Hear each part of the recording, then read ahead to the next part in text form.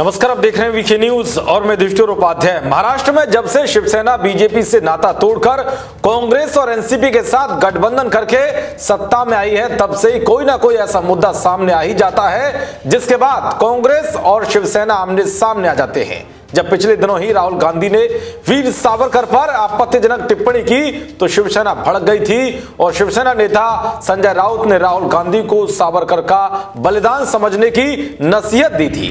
इसके अलावा संजय राउत ने हाल ही में बड़ा बयान देते हुए कहा था कि कांग्रेस पार्टी कमजोर हो चुकी है। संजय राउत के इसी बयान पर कांग्रेस के कई नेताओं ने सवाल उठाए थे, जिससे लगने लगा था कि अब महाविकास अघाड़ी सरकार के भीतर फूट पड़ गई है और ये सरकार ज्यादा दिन तक चलने वाली नहीं है। एक बार फिर से महाराष्ट्र में बीजेपी के विरोध के नाम पर बनी महाविकास अघाड़ी के भीतर मतभेद के स्वर उठने लगे हैं।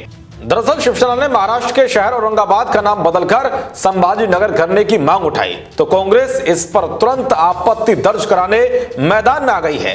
कांग्रेस ने शिवसेना को नसीहत दी है कि वो कॉमन मिनिमम प्रोग्राम के आधार पर ही सरकार के सारे फैसले करे और जो भी निर्णय हो वो सभी दलों की सहमति से हो। बता दें कि शिवसेना लंबे वक्त से औरंगाबाद का नाम बदलकर संभाजी नगर करने की मांग करती रही है। ये मांग उस वक्त भी की गई थी जब शिवसेना बीजेपी के साथ गठबंधन सरकार का हिस्सा थी।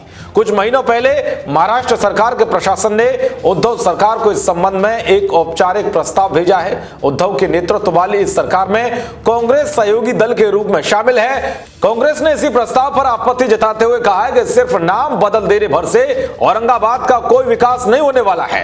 महाराष्ट्र सरकार के मंत्री और वरिष्ठ कांग्रेस नेता बाला साहब थोराट ने औरंगाबाद के अपने दौरे पर मीडिया से बातचीत करते हुए कहा है कि महाविकास अघाड़ी सरकार का गठन एक कॉमन मिनिमम प्रोग्राम के आधार पर हुआ है। हमारे सारे फैसले इसी प्रोग्राम के आधार पर होने चाहिए। औरंगाबाद का नाम बदलने का फिलहाल कोई भी प्रस्ताव अघाड़ी के दलों के बीच नहीं है और अगर ऐसा कोई प्रस्ताव आता है तो हम उसका विरोध भी करेंगे। महाराष्ट्र में सरकार का कोई भी फैसला महाविकास अघाड़ी के कॉमन मिनिमम प्रोग्राम से हटकर नहीं होगा।